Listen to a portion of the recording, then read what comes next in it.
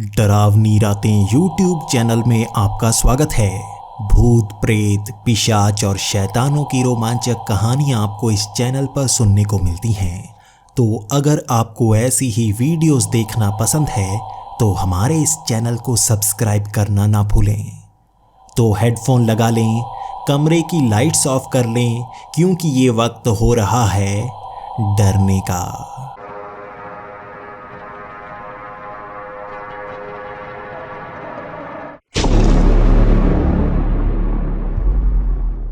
Hello दोस्तों, मेरा नाम महेश है और मैं अहमदाबाद का रहने वाला हूँ। मैं पिछले 20 सालों से यहाँ पर रह रहा हूँ क्योंकि मेरी जॉब एक बैंक में लगी हुई है। मैं 10 साल से उस बैंक में जॉब कर रहा हूँ और अच्छा काम होने के कारण मेरी ज़िंदगी बहुत अच्छी कट रही थी। पिछले साल ही मेरी शादी हो चुकी है और अब तो मैं अपना वैवाहिक जीवन बहुत ही अच्छा निभा रहा हूँ। मेरी बीवी 4 महीने से प्रेग्नेंट है और वो कब से मुझे कहे जा रही थी कि कहीं पर भी मैं उसे घुमाने के लिए लेकर नहीं जाता।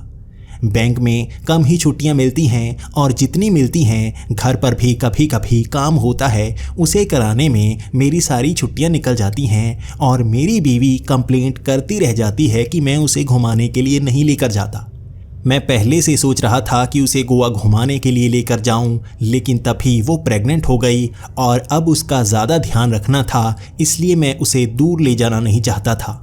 गोवा का प्लान कैंसिल हो गया तो वो काफ़ी नाराज़ हो गई थी और ज़्यादा दूर ले जाना मैं अच्छा नहीं समझ रहा था, क्योंकि बीच बीच में उसकी सेहत काफ़ी ख़राब हो जाती और उसकी देखरेख करने के लिए मेरे सिवा यहाँ पर और कोई नहीं था। कब से मेरी बीवी मुझसे पूछा करती कि मैं उसे घुमाने के लिए कहाँ लेकर जाऊँगा। मैंने अब मन बना लिया था, जब भी छुट्टी होगी मैं घुमाने के लिए आसपास की किसी जगह पर ले जाऊँगा, लेकिन फिर भी काम तो ख़त्म होता ही नहीं। इसीलिए मैं इस रविवार ये सोच कर आया हुआ था कि उसे मैं यहाँ के एक फार्म्स में लेकर जाऊँगा। यहाँ पर सिग्नेचर फार्म्स बहुत ही ज़्यादा प्रसिद्ध है और मैं चाहता था उसे वहाँ पर लेकर जाऊँ। लेकिन जैसे ही मुझे पता चला कि वहाँ पर एक हॉन्टेड प्लेस भी है, लोगों का मानना है कि रात के वक्त वहाँ पर भूत प्रेत नज़र आते हैं, तो मैं थोड़ा सा डर गया था। मैं नहीं चाहता था कि 4 महीने की मेरी प्रेग्नेंट बीवी डर कर वहाँ पर परेशान हो जाए या बीमार हो जाए। उससे मैं इस बात को भी छिपा रहा था कि वो जगह हॉन्टेड है, क्योंकि पहले से मुझे पता है मेरी बीवी ऐसी जगहों पर जाना बहुत ज़्यादा पसंद करती है। उसे थ्रिल करना बहुत ज़्यादा पसंद है और वो जानबूझकर उस जगह पर अंधेरे में रुकने की कोशिश करेगी। वो चाहती है कैसे भी उसे भूत नज़र आ जाए। इसीलिए मैं उसे ये नहीं बता रहा था कि वहाँ पर एक हॉन्टेड प्लेस भी है। उससे छुपाकर मैं रविवार के दिन उसे वहाँ पर ले ही गया। पूरा दिन घूमने में बहुत ही अच्छा निकल रहा था, लेकिन मुझे मन में थोड़ा थोड़ा डर लग रहा था, कोई उसे कह ना दे यहाँ पर एक ऐसी जगह भी है जो हॉन्टेड है। इसीलिए मैं उससे दूर उसे घुमाता रहा और वहाँ पर लेकर नहीं जा रहा था। मैंने कहानियाँ सुन रखी थी कि किसी ज़माने में वहाँ पर भूत प्रेत वाला एक गांव हुआ करता था। उससे ज़्यादा मैं उसके बारे में नहीं जानता था, लेकिन जैसे ही मेरी बीवी ने किसी के मुंह से ये शब्द सुन लिए कि वो वाला एरिया हॉन्टेड है, रात के वक्त वहाँ पर लोगों को भूत प्रेत दिखाई देते हैं, मेरी बीवी भागकर मेरे पास आई और कहने लगी, वहाँ पर मैंने सुना है भूत प्रेत सबको नज़र आते हैं। वैसे भी शाम होने वाली है, हम रात के वक्त भी यहाँ पर रुकेंगे, ज़रूर हमें कोई ना कोई नज़र तो आएगा ही। लेकिन मैं अब जान गया था मेरी बीवी वहाँ से जाने वाली नहीं। इसीलिए अब मैं उस पर थोड़ा थोड़ा गुस्सा होने लगा था। मैंने उससे कहा, घर पर मुझे बहुत ज़्यादा काम है, यहाँ से हमें जाना ही होगा। मैं इसलिए यहाँ पर रुकना नहीं चाहता कि भूत प्रेत देखने को मिलेंगे, बल्कि काम ज़्यादा ज़रूरी है। मेरी बीवी वहाँ पर रुकना चाहती थी और अंधेरा घिरता चला जा रहा था, लेकिन मैं वहाँ पर रुकना नहीं चाहता था। मैं थोड़ा सा डर रहा था, क्योंकि मुझे भूतों से डर लगता है, मेरी बीवी को भूतों से डर नहीं लगता। किसी तरह से मैं उसे वहाँ से ले गया और वो बहुत ज़्यादा गुस्से थी। उसका कहना था कि मैं 1 साल से उसे घुमा नहीं रहा हूँ और आज भी अच्छी जगह पर आए थे, उसके बाद भी भूत प्रेत देखने का मौका मैंने छोड़ दिया। गाड़ी में वो बहुत ज़्यादा गुस्सा थी और मैं उसे इतना गुस्सा देख नहीं सकता था, वापस हम जा नहीं सकते थे क्योंकि उस फार्म के गेट बंद हो चुके थे। तो मैं सोचने लगा अब इसका गुस्सा कैसे शांत करूं। मुझे पता था अगर मैं ऐसे ही अपनी बीवी को घर ले गया तो वो कई दिनों तक गुस्सा बनाए रखेगी और मेरे दिन भी अच्छे नहीं निकलने वाले। अपनी बीवी को खुश करने के लिए मैं सोचने लगा था उसे कैसी जगह पर लेकर जाऊं। मैं उससे पूछने लगा क्या हम मैकडी चलें, किसी रेस्टोरेंट चलें, कुछ अच्छा खाना खाएं या रोमांटिक ड्राइव पर चलें। लेकिन वो कोई जवाब नहीं दे रही थी। तो मैं और भी ज़्यादा घबराने लगा था। आज लगता है हमारी लड़ाई काफ़ी ज़्यादा चलने वाली है और वो प्रेग्नेंट थी, इसलिए मन में बुरे बुरे ख्याल आ रहे थे।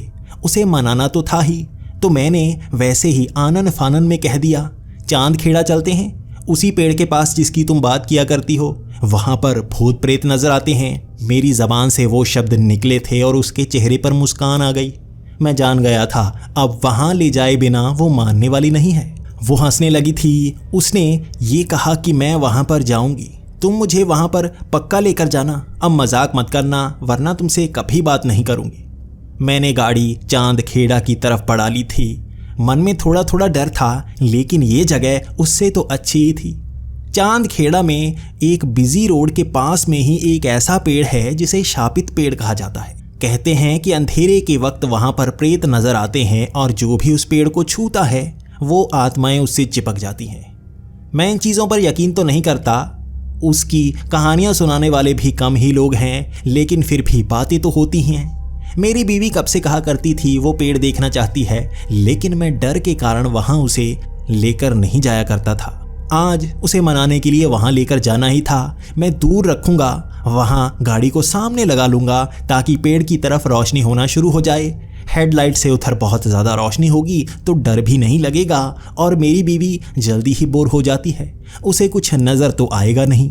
मैंने गाड़ी चांद खेड़ा की तरफ बढ़ा ली थी। लगभग 45 मिनट लगे हमें वहाँ पहुँचने में। मैं जैसे ही उस पेड़ के पास गाड़ी नीचे की तरफ ला रहा था, मैंने देखा मेरी गाड़ी के हेडलैम्प्स चलने बंद हो गए थे। मैं बार बार ट्राई कर रहा था, वो जैसे फ्लक्चुएट कर रहे थे। कब से मैं सोच रहा था मेरी गाड़ी में कोई चूहा है। यकीनन उसने तारें काट दी होंगी या ख़राब कर दी होंगी, लेकिन ऐसी जगह पर आकर ही मेरी हेडलाइट्स चलना बंद हो गई। मैं थोड़ा सा डरने लगा था। मेरा सारा प्लान ही यहाँ पर गड़बड़ाने लगा था और मेरी बीवी वहाँ अंधेरे में पेड़ के पास जाएगी ज़रूर और मैं हेडलाइट्स जला नहीं पाऊँगा। मेरी गाड़ी में फॉग लैंप भी नहीं है, तो अब मैं क्या करूँगा। मोबाइल से ही मुझे टॉर्च जलानी होगी और मेरी बीवी वहाँ पहुँचते ही गाड़ी की वो विंडो खोलकर आगे की तरफ बढ़ने लगी। मैं उसका ख्याल रखना चाहता था क्योंकि यहाँ पर बहुत सारे पत्थर पड़े हुए थे, उसका पैर फिसल सकता था। मैं भागकर उसके पास गया। मैंने उसका हाथ पकड़ लिया, लेकिन वो आगे की तरफ बढ़े जा रही थी। मुझे जेब से मोबाइल निकालने का मौका भी नहीं मिल रहा था और वो पेड़ सच में देखने में बहुत ज़्यादा डरावना था। भले ही ये सड़क काफ़ी चलती हो, लेकिन इस समय आसपास कोई नज़र नहीं आ रहा था। पेड़ के पास भी अंधेरा था और चांद से आ रही ज़रा सी रोशनी यहाँ डरावना एहसास पैदा कर रही थी। मेरी बीवी मुझे भी खींचकर उस पेड़ के पास ले जा रही थी और उसका कहना था यहाँ पर हम बैठकर कुछ खाते हैं। मैंने सुना है तभी भूत प्रेत आसपास नजर आते हैं। मैं उस पेड़ के पास जाना नहीं चाहता था और मेरी बीवी तो उसे छू चुकी थी, उसके आसपास घूम रही थी। यहाँ आसपास कई झाड़ियाँ थीं और दूर दूर तक कोई आवाज़ सुनाई नहीं दे रही थी। गाड़ियाँ बीच बीच में पास से निकलती और मैंने ध्यान दिया दूर से गाड़ियाँ भले ही कम रफ्तार में निकलती हों, लेकिन यहाँ पास से काफ़ी तेज़ होकर निकलती थीं। शायद लोगों ने भी यहाँ की कहानियाँ सुन रखी होंगी और वो गाड़ी को तेज़ करके यहाँ से निकल जाते होंगे। यहाँ पर अंधेरे में हम मौजूद भी हैं, किसी को शायद पता भी नहीं लगता होगा। थोड़ी सी रोशनी गाड़ी निकलने के कारण पेड़ के पास पहुँचती, लेकिन उसका कोई खास फ़ायदा नहीं होता। मेरी बीवी अब उस पेड़ के पास मुझे भी घुमाए जा रही थी और नीचे से वो पेड़ काफ़ी डरावना सा लग रहा था। अभी मैं इधर उधर ही देख रहा था, तभी झाड़ियाँ हिलने की आवाज़ आई और मेरी बीवी ने मुझे भी रुकने के लिए कह दिया। वो आवाज़ पास से ही आई थी और ऐसा लगा जैसे कोई जानवर हो सकता है। मैं इससे भी डरता हूँ। अगर हमें यहाँ से भागना पड़े तो मेरी बीवी 4 महीने की प्रेग्नेंट है, वो तेज़ भाग नहीं पाएगी और उसे परेशानी भी हो सकती है। मैं उसे कहता जा रहा था चलो चलते हैं, हमें यहाँ नहीं रुकना चाहिए। भूत प्रेत छोड़ो, अगर यहाँ पर कोई जानवर हमारे पीछे पड़ गया अगर कुत्ता अभी पड़ गया तो हम परेशानी में घिर जाएंगे। इसके बाद मेरा ध्यान पड़ा, वो झाड़ियों के पार एक छोटा सा पेड़ था। वो ज़्यादा बड़ा नहीं था, लेकिन उसके दोनों तरफ दो इंसान खड़े नज़र आ रहे थे। वो आदमी थे या औरत थी मुझे नज़र नहीं आया, लेकिन इतनी रोशनी में इतना ज़रूर पता था कोई ना कोई वहाँ पर मौजूद है जो हमें देखे जा रहा है। वो हिल नहीं रहे थे और मैंने अपनी बीवी को इशारा किया, वो देखो कुछ है। मेरी बीवी भी उस तरफ देखने लगी, लेकिन वहाँ पर थोड़ा सा पानी भी भरा हुआ था और झाड़ियाँ भी ऊंची थी। झाड़ियों में इधर उधर से आवाज़ भी आ रही थी। और अब मेरी बीवी ने भी एक समझदारी वाली बात की। उसने कहा, इतनी घनी झाड़ियों में जाकर हम आगे नहीं पहुँच सकते, यहाँ सांप हो सकते हैं। अब मुझे भी खुशी हुई वो आगे नहीं जाना चाहती और वहीं पर खड़े होकर वो उस तरफ घूरे जा रही थी और मैं उसे इशारा कर रहा था, चलो यहाँ से चलते हैं, मुझे थोड़ा सा डर भी लग रहा है। उसने कहा, क्या सच में वो कोई भूत प्रेत हैं? दो लोग खड़े तो हैं, इतनी झाड़ियाँ पार करके कोई आगे तक कैसे पहुँचा होगा? सोचने वाली बात तो है। वो हिल भी नहीं रहे थे और मोबाइल की टॉर्च इतनी दूर तक जा भी नहीं सकती थी। कभी कभी तो मुझे लगता वहाँ पर कुछ रखा है जो ऐसा भ्रम पैदा कर रहा है कि दो लोग वहाँ पर खड़े हैं। कभी कभी लगता वो भूत प्रेत भी हो सकते हैं या चोर उचक्के ही तो नहीं। मन में कई ख्याल आ रहे थे, लेकिन वो वहाँ से बिल्कुल हिल नहीं रहे थे। यहाँ मध्यम मध्यम सी हवा ज़रूर चल रही थी, जिस कारण ऊपर से थोड़े थोड़े पत्ते नीचे गिर रहे थे। इसके बाद मेरी बीवी ने नीचे से एक पत्थर उठाया और वहाँ फेंका। वो उनके करीब ही गिरा था और उसके बाद मैं अपनी बीवी को रोकने लगा और वो दूसरा पत्थर ढूंढ रही थी। जैसे ही हमने ऊपर की तरफ देखा, वो दो लोग दिखना बंद हो चुके थे।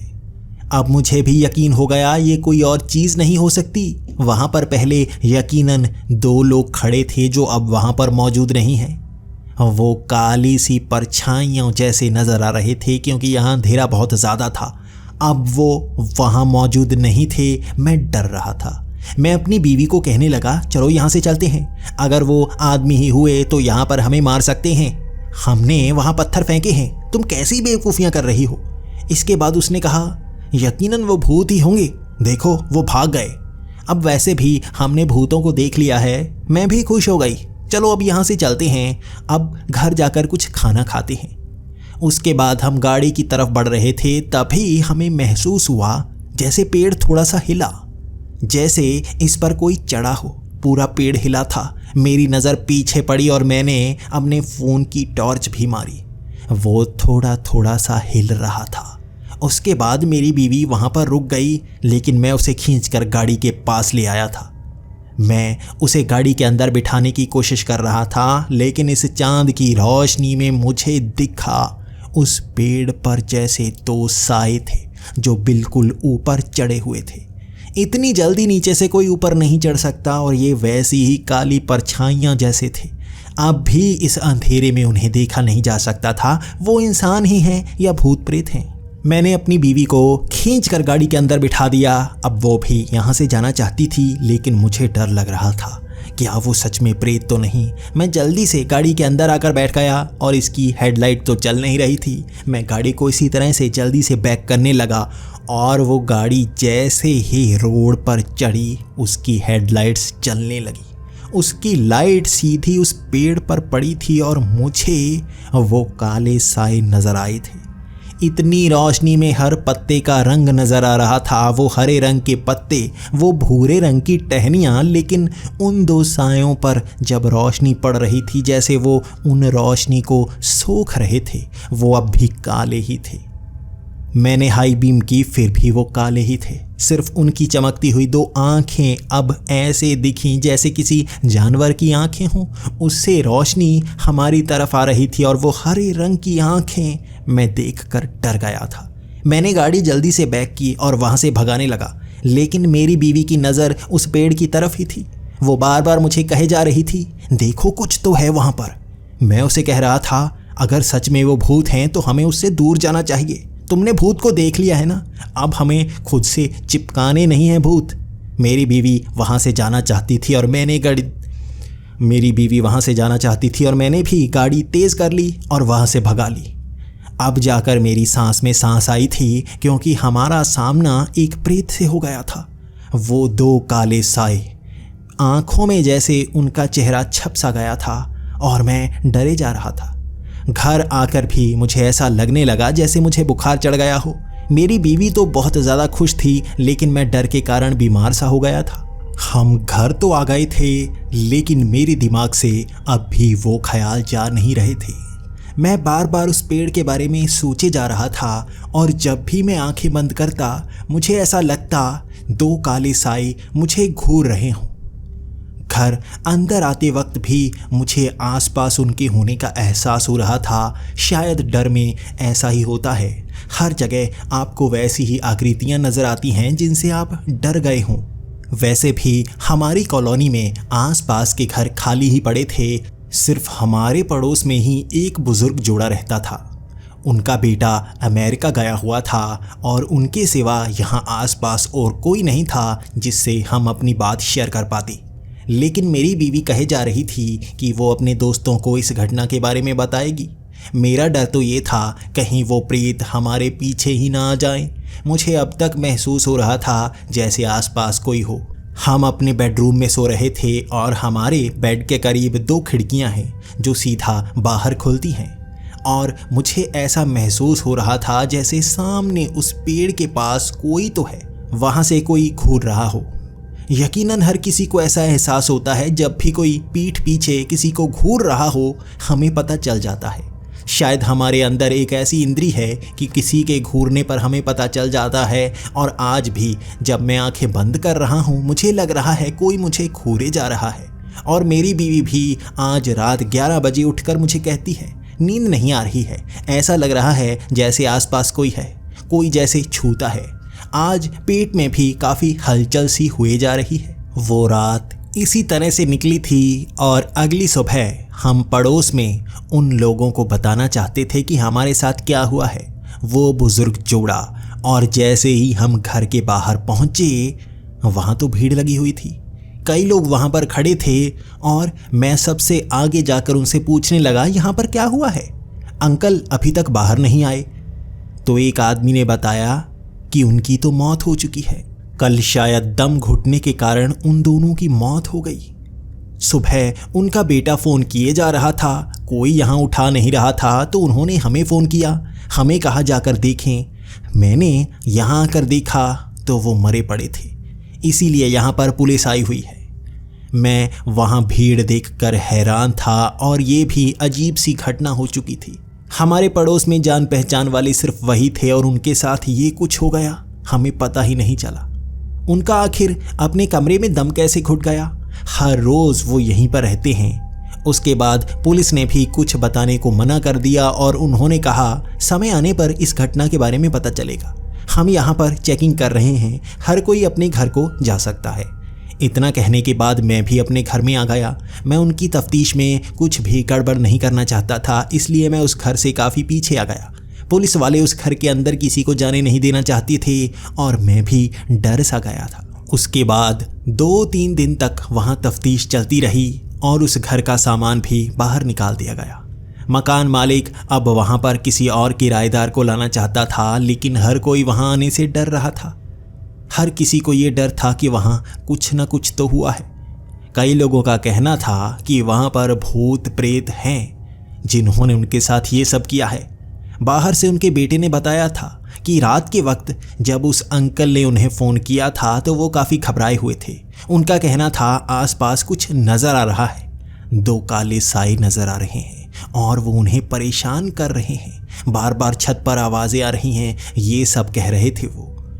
उसके बाद सब लोगों का मानना ये था कि उस घर में प्रेत हैं, लेकिन मेरे दिमाग में जब 2 काले सायों की बात आई तो घबराहट फैल चुकी थी। क्या ये प्रेत आत्माएं हमारे साथ ही उस पेड़ से यहाँ तक पहुँच आई हैं? अगर ऐसा है तो हम पर भी कोई हमला हो सकता है। हमें डरने की ज़रूरत थी, लेकिन जैसा उस रात महसूस हुआ था दोबारा हमें महसूस नहीं हुआ। कभी मुझे रात को डर नहीं लगा।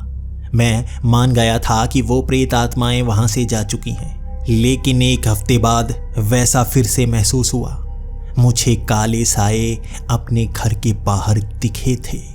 मैं डर सा गया था। वैसी ही आंखें वो उसी आकार के बिल्कुल गेट के सामने खड़े थे और मैंने अपनी बीवी को जब बताया तो वो अचानक सामने से जैसे गायब हो गए। वो बस मुझे ही नज़र आ रहे थे। कभी कभी किसी दिन वो नज़र आते और उसके बाद वो बिल्कुल नज़र नहीं आते।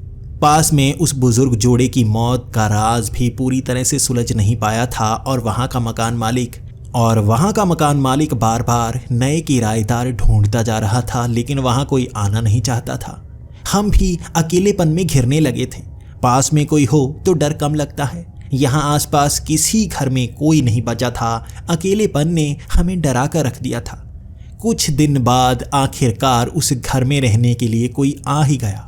ये एक आदमी और एक औरत थी जिनकी नई नई शादी हुई थी। वो अहमदाबाद में नए नए ही आए हुए थे और उन्हें आखिरकार यहाँ पर घर मिला था।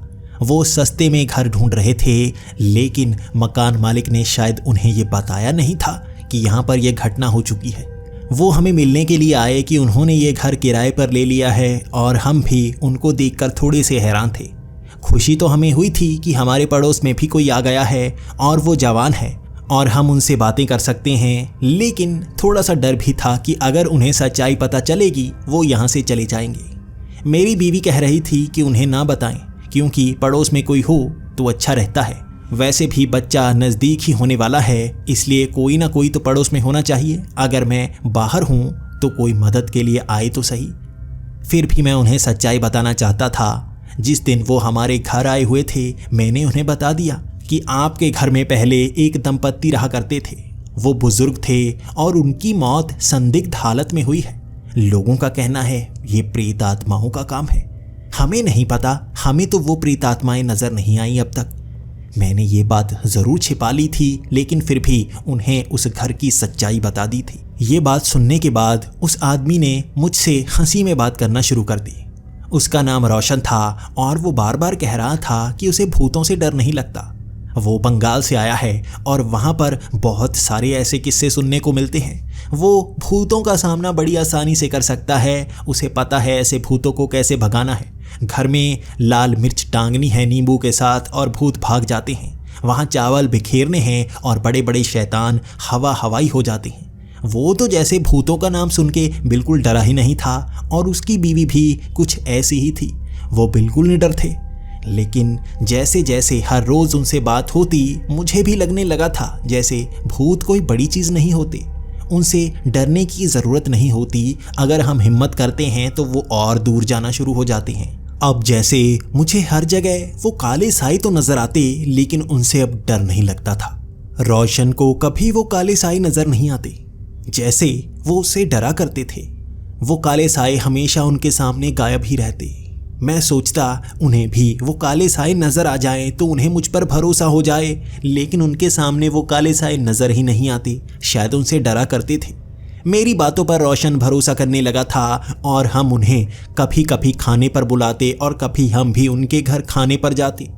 अब मुझे भूतों से डर लगना बहुत कम हो गया था और वो काले साए भी जैसे हमसे काफ़ी दूर हो गए थे।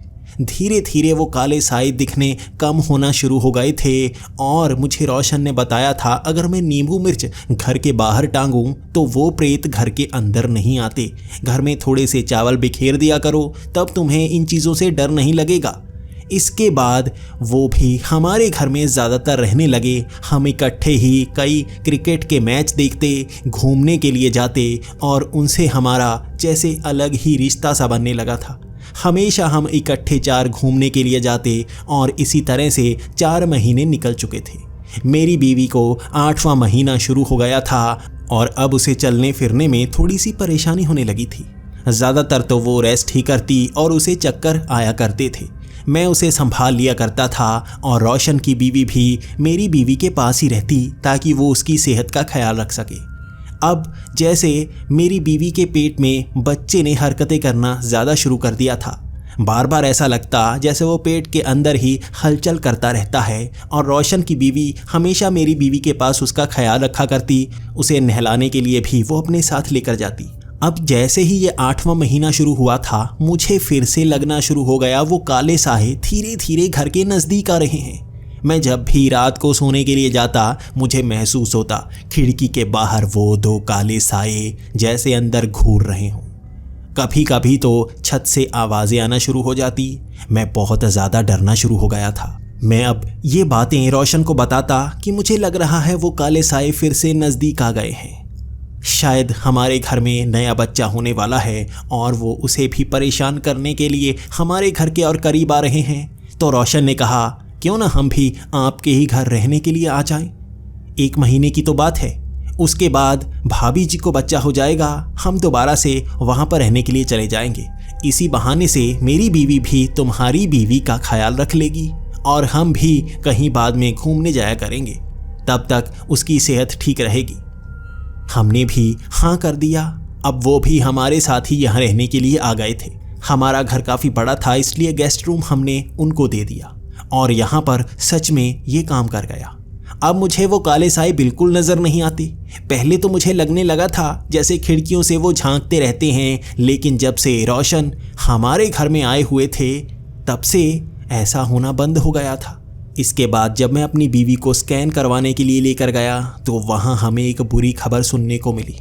डॉक्टर कह रहा था आम तौर पर बच्चे इतना ज़्यादा हरकत नहीं करते, ये बच्चा काफ़ी ज़्यादा हरकत कर रहा है। ऐसा तो पहले कभी देखा नहीं गया और ये बच्चा इस तरह से हाथों को हिलाता है जैसे आम बच्चे नहीं हिलाते। कभी कभी किसी स्कैन में बच्चे का खास पोज आया हुआ होता था और आम बच्चे इस तरह से टांगे नहीं मोड़ सकते, हाथों को उल्टा नहीं कर पाते और सर को पीछे की तरफ नहीं मोड़ते। डॉक्टर खुद डर जाता था। वो कहने लगा था आपको हफ्ते में 2 बार स्कैन करवाने चाहिए। मैं देखना चाहता हूँ ये बच्चा इस तरह से ज़्यादा क्यों हिलता है। बार बार हम स्कैन और टेस्ट करवाते जा रहे थे और डॉक्टर बहुत ज़्यादा डरता जा रहा था। उसका कहना था इस तरह से बच्चे को बहुत ज़्यादा नुकसान हो सकता है। ये बच्चा अजीब अजीब सी हरकतें करता है। मेरी बीवी ने कहा कब से वो देख रही है, पेट में ज़्यादा हलचल होती है। उसने और लड़कियों को भी देखा है, इतनी ज़्यादा पेट में हलचल नहीं करते बच्चे, लेकिन ये बहुत ज़्यादा करता है। पहले तो ये बात हम पड़ोसियों को बताना नहीं चाहते थे, लेकिन अंत में बताना पड़ा क्योंकि मेरी बीवी काफ़ी ज़्यादा निराश होने लगी थी। उसने कहा ऐसा होने के बाद तो बच्चे के बचने के चांस बहुत कम हो जाते हैं। हमारे पड़ोसी भी परेशान हो गए थे और रोशन ने कहा इसके बाद हमें शायद पूजा करवानी चाहिए। आपकी बीवी पर एक पूजा करनी चाहिए जो बंगाल में की जाती है। जब भी किसी के बच्चा होने वाला होता है हम वहाँ पर इस तरह से पूजा करते हैं और उसके बाद उस बच्चे को ज़्यादा परेशानी नहीं होती। किसी भी तरह की बुरी आत्मा अगर उसके ऊपर हो तो वो उसे छोड़कर चली ही जाती है। वैसे भी आपको काले साए नज़र आते हैं, यकीनन आपके साथ कुछ बुरा होने वाला है। वो काले साए दोबारा से आपके करीब आ गए हैं और अब और ज़्यादा शक्तिशाली होकर आए हैं। आपको ऐसा करना चाहिए। उस शाम लगभग 6 बजे उन्होंने अपने घर में बहुत सारा सामान लाया था। उन्होंने मोमबत्तियां जला रखी थी, नीचे पूजा का सामान रखा हुआ था, लेकिन वहाँ पर कोई भी भगवान की प्रतिमा नहीं पड़ी थी।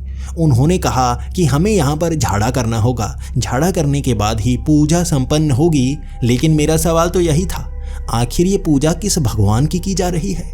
हमें पता तो होना चाहिए, क्योंकि ऐसी पूजा के बारे में मैंने कभी नहीं सुना था। रोशन ने पूजा की पूरी तैयारी कर रखी थी, लेकिन मुझे ये सब सही नहीं लग रहा था। आखिर पूजा करने के लिए कोई प्रतिमा होना बहुत ही ज़रूरी है और पूजा सही विधि से ही की जानी चाहिए, वरना गलत पड़ सकती है। लेकिन रोशन मानने को तैयार नहीं था। उसने कहा हमारे वहाँ इसी तरह से पूजा की जाती है, अगर तुम करवाना चाहते हो तो करवाओ, वरना यहाँ से चले जाओ। आज पहली बार मैंने रोशन को गुस्सा देखा था और ऐसा देखने के बाद मुझे भी कुछ अजीब सा लगना शुरू हो गया। वो चाहता था कि हम ये पूजा करवाएं और कोई सवाल तक ना पूछें। मैंने अपनी बीवी को वहाँ बैठने के लिए कह दिया जहाँ पर एक गोल चक्र बनाया हुआ था। वो आटे से बनाया गया था जिसके चारों तरफ मोमबत्तियाँ रखी गई थी। उसके बाद वो वहाँ बैठ गई और रोशन कुछ मंत्र पढ़ने लगा और उसकी बीवी भी कुछ मंत्र से पढ़ने लगे। उसके बाद मैं चाहता था यहाँ पर कुछ न कुछ सही तो हो। मैं अपने घर की तरफ निकल पड़ा। मैंने रोशन को कहा मैं 5 मिनट के लिए आता हूँ। मैंने घर से हनुमान जी की प्रतिमा उठाई और उसे लेकर वहाँ पर चल पड़ा। मैंने ग्रंथों में यही पढ़ा है कि हनुमान जी यहाँ पर होते हैं, वहाँ पर कोई प्रेत आत्मा टिक नहीं सकती। उसके बाद मैं जैसे ही उस प्रतिमा को लेकर उस कमरे में पहुंचा, वो दोनों तो जैसे ही इधर उधर भागने लगे। मैं उन्हें देखकर हैरान था, आखिर वो कर क्या रहे हैं।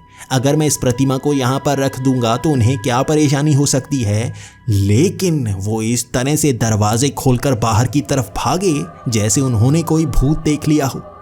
इसे देखने के बाद मेरी बीवी भी हैरान थी और उसने कहा, ये कुछ अजीब सा झाड़ फूक करने लगे थे और जब तुम यहाँ से गए थे ये बहुत ज़्यादा तेज़ हो गए थे, जैसे इन्हें ऐसा मौका दोबारा नहीं मिलेगा। आज मैं थोड़ा सा डर रहा था और उन्होंने दरवाजे के बाहर से आवाज़ लगाना शुरू कर दिया, तुम गलत कर रहे हो, अगर पूजा गलत हो गई तो हमें नुकसान हो सकता है, हम ये सहन नहीं कर सकते, इस प्रतिमा को वापस रखाओ, यहाँ पर तुम नहीं रख सकते। मुझे डर का एहसास सा हो रहा था तो मैंने उस प्रतिमा को वहीं रख दिया और कहा, तुम्हें अंदर तो आना ही होगा, तुम हमेशा मना करते रहते हो, हमारे घर के उस छोटे से मंदिर में भी जाने को नहीं मानते, आखिर क्यों? क्या तुम्हें भगवान से डर लगता है? मैंने बस यही कहा था और वहां से कोई आवाज नहीं आई। मैं दरवाजे के बाहर गया था, उस दरवाजे को खोला, वो दोनों वहां पर मौजूद नहीं थे और पीछे मुझे काले साए नजर आए थे। तभी मेरी आंखें चमक गई थी। जब भी ये हमारे पास होते हैं हमें काले साए नजर नहीं आते, और जब काले साए नजर आ रहे होते हैं तो ये आसपास नहीं होते। क्या हो अगर यही काले साए हो? इसके बाद मैं ऊंची आवाज में कहने लगा, तुम्हारी सच्चाई मुझे पता चल गई है, तुम ही हो जो हमारे पीछे पड़े हुए हो और तुम ही हमें नुकसान पहुंचाना चाहते हो। मैं ऐसा होने नहीं दूंगा। और पहली बार वो काले साए मुझे मुंह खोले हुए दिखाई दिए थे और उनकी आंखें बड़ी बड़ी हो गई थी। उन्होंने बस यही शब्द कहे, बचोगे नहीं, बचोगे नहीं। आज मुझे बहुत डर लग रहा था और उस प्रतिमा को मैंने हाथ में पकड़े रखा। मैं अपनी बीवी को अपने घर ले आया था, लेकिन मुझे डर बहुत लग रहा था। शाम का वक्त हो गया था, यहाँ रुकना खतरनाक हो सकता है।